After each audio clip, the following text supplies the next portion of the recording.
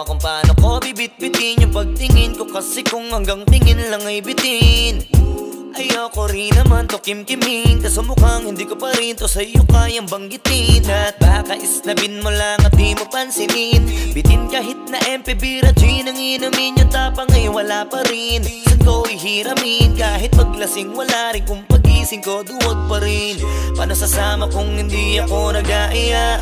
Paano tatama kung hindi ako tumataya? Minsan iniisip ko na wag na lang kaya, kaso yung isip ko ay nagbabago din maya-maya. At sobra sa pag-asa, kulang sa kumpiyansa, kaya mukhang malabong magka-tsansa.